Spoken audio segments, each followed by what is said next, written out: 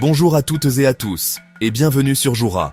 Aujourd'hui, nous partons à la découverte de l'histoire africaine à travers la puissance des mots, des discours qui ont défié l'injustice, porté l'espoir et ouvert la voie à la liberté.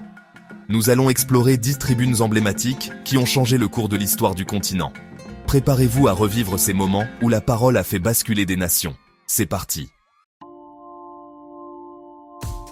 1964, Afrique du Sud. Le pays est plongé dans l'ombre de l'apartheid, un système de ségrégation raciale implacable qui divise la nation et prive la majorité noire de ses droits fondamentaux. Nelson Mandela, figure de proue de la lutte anti-apartheid, comparaît au procès de Rivonia. Il risque la peine de mort pour avoir défié le régime. Mais au lieu de plaider pour sa vie, Mandela transforme le tribunal en une tribune mondiale pour la justice et l'égalité. Il s'adresse non seulement aux juges, mais à toute l'humanité.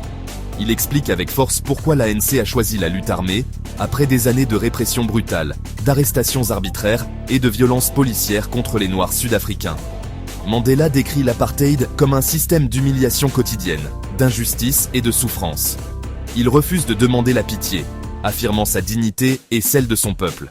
Il expose sa vision d'une Afrique du Sud démocratique, non raciale, où chaque citoyen aurait sa place, quelle que soit sa couleur de peau. Puis, il prononce ces mots historiques, porteurs d'un immense courage. C'est un idéal pour lequel je suis prêt à mourir. Sa déclaration bouleverse la salle et marque l'histoire. Ce discours fait le tour du monde, galvanise la lutte anti-apartheid et fait de Mandela un symbole universel de résistance, d'espoir et de détermination face à l'injustice. Condamné à la prison à vie, Mandela passe 27 ans derrière les barreaux. Mais même enfermé, il inspire des millions de personnes à travers le monde par sa force et sa résilience. Ce moment décisif a défini la lutte pour la liberté en Afrique du Sud et a ouvert la voie à la réconciliation nationale. Aujourd'hui encore, les mots de Mandela résonnent comme un appel universel à la dignité, à la justice et à la paix pour tous les peuples. 6 mars 1957, Accra. Une foule immense se rassemble sous le soleil, portée par l'espoir et l'émotion. Ce jour-là, l'histoire s'écrit devant des milliers de Ghanéens venus assister à un événement sans précédent. La Côte de l'Or devient officiellement le Ghana, première nation subsaharienne à obtenir son indépendance du joug colonial britannique. Après des décennies de lutte, le rêve d'autodétermination devient réalité. Kwame Nkrumah, figure charismatique et leader du mouvement, monte à la tribune. Sa voix résonne. Le Ghana est libre pour toujours. Un cri de victoire, mais aussi d'espoir pour tout un peuple. Ce n'est pas qu'une victoire nationale, c'est un signal puissant pour tout le continent africain. Les rues vibrent de chants, de danses et de drapeaux brandis avec fierté. Nkrumah affirme avec force « Notre indépendance n'a de sens que si elle s'accompagne de la libération totale de l'Afrique ». Il appelle à l'unité et à la solidarité entre les peuples africains. Son discours fait d'Accra la capitale du panafricanisme, un lieu de rassemblement pour tous ceux qui rêvent d'un continent libre et uni. Il inspire une vague d'indépendance à travers l'Afrique, donnant naissance à un mouvement irrésistible de libération. Plus de 30 pays suivront l'exemple du Ghana en une décennie, bouleversant la carte politique du continent et changeant le cours de l'histoire. Nkrumah brise le mythe de la domination coloniale inévitable. Il montre que la détermination et la foi en la liberté peuvent renverser des empires. Il prouve que la lutte peut être gagnée, que les Africains sont maîtres de leur destin, capables de façonner leur avenir par eux-mêmes. Le Ghana est libre pour toujours, reste le cri fondateur de l'Afrique post-coloniale, symbole d'espoir et de renaissance pour des générations entières. Ce moment marque un tournant décisif pour tout un continent, ouvrant la voie à une ère nouvelle d'émancipation et de dignité retrouvée. 1951, Paris. Cheikh Anta Diop, jeune savant sénégalais, défend une thèse révolutionnaire à la Sorbonne. Il s'attaque au mythe d'une Afrique sans histoire, affirmant l'origine africaine de l'Égypte pharaonique. Diop appelle à la réappropriation du passé africain, condition essentielle pour bâtir l'avenir. Il prône l'unité politique et culturelle du continent, fondée sur une conscience historique commune. Son audace secoue l'Académie européenne et inspire la jeunesse africaine. Diop pose les bases de l'afrocentricité, redonnant fierté et confiance aux Africains. Son œuvre devient le socle idéologique d'une renaissance africaine. Par la science, il libère les esprits, et ouvre la voie à l'indépendance intellectuelle. 30 juin 1960, Kinshasa, une date gravée à jamais dans la mémoire collective du peuple congolais. Le Congo célèbre enfin son indépendance, après des décennies de domination coloniale. Les rues vibrent d'espoir et de chants de liberté. Après un discours paternaliste du roi des Belges, qui tente de minimiser les souffrances du passé, Patrice Lumumba prend la parole à l'improviste, devant le monde entier, brisant le protocole.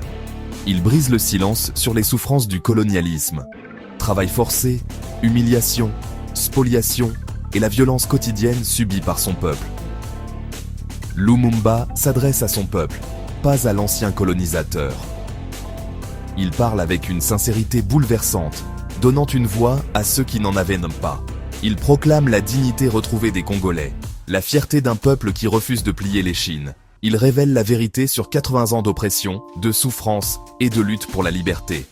Son discours choque la délégation belge, qui ne s'attendait pas à une telle franchise, mais il libère la fierté nationale et réveille l'espoir d'un avenir meilleur. Lumumba devient une icône du tiers-monde, un symbole de résistance et d'émancipation pour tous les peuples opprimés. Il incarne le refus de la complaisance et l'exigence de justice. Son courage lui coûtera la vie, mais il restera à jamais dans la mémoire des peuples africains. Ses mots, porteurs d'espoir et de vérité, restent immortels et continuent d'inspirer les générations. Ce discours marque l'acte de naissance d'un Congo souverain, fier et debout face au monde.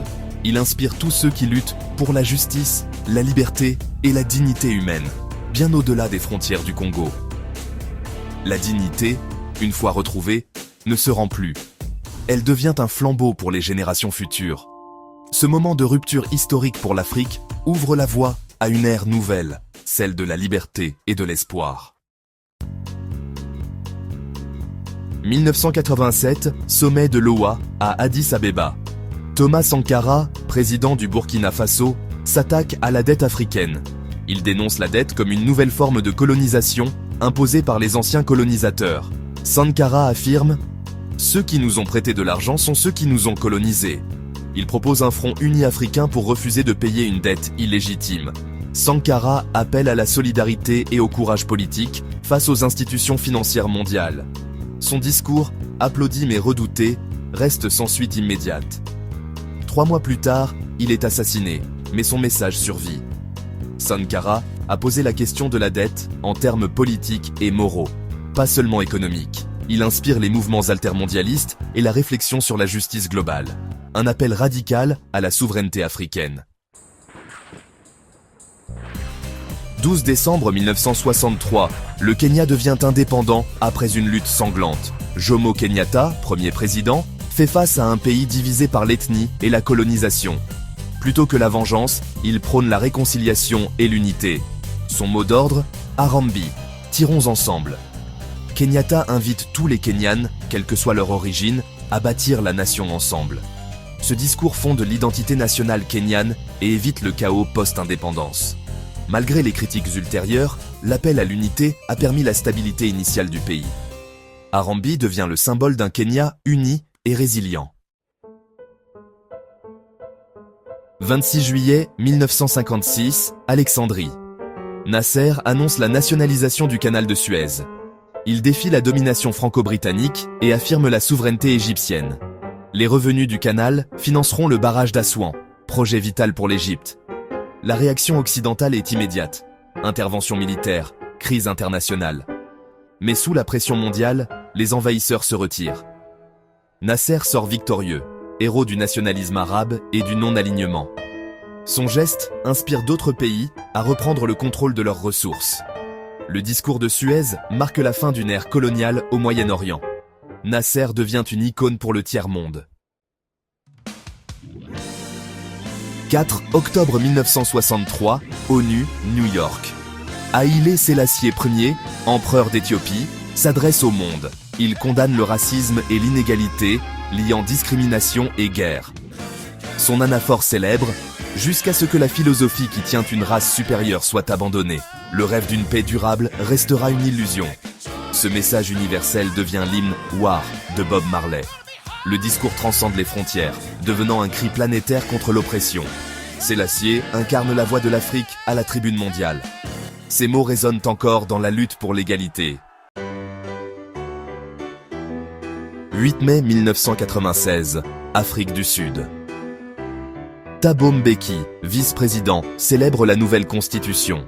Son discours « Je suis un Africain » redéfinit l'identité nationale. Mbeki embrasse l'héritage de tous, peuple premier, migrants, colons, esclaves. Il affirme que l'africanité naît d'une histoire partagée, douloureuse mais commune. Il reconnaît les blessures du passé, mais prône une identité inclusive. Ce texte devient le manifeste de la nation arc-en-ciel. Mbeki offre une vision de patriotisme, ouvert à tous les Sud-Africains. Son discours est étudié comme symbole de réconciliation et d'unité. Un poème politique pour une Afrique du Sud nouvelle. Côte d'Ivoire, Félix Houphouët-Boigny incarne la philosophie du dialogue. Le dialogue est l'arme des forts, pas des faibles. Il prône la résolution pacifique des conflits, même face à l'apartheid. Houphouët-Boigny préfère la négociation à la guerre, malgré les critiques. Il compare la paix à un arbre fragile à entretenir chaque jour. Sa politique fait de la Côte d'Ivoire un médiateur régional et un îlot de stabilité. L'histoire lui donne raison. La fin de l'apartheid passe par le dialogue. Son héritage rappelle que la parole peut éviter la violence. De Mandela à Houphouët-Boigny, ses discours ont forgé l'Afrique contemporaine. Ils ont défié l'oppression, inspiré l'unité et ouvert la voie à l'indépendance. Ces voix ont porté les espoirs de millions et prouvé que les mots peuvent changer le monde. Leur héritage nous invite à croire en la force de nos convictions. Merci de nous avoir suivis dans ce voyage historique. Abonnez-vous pour découvrir d'autres histoires qui ont marqué le continent.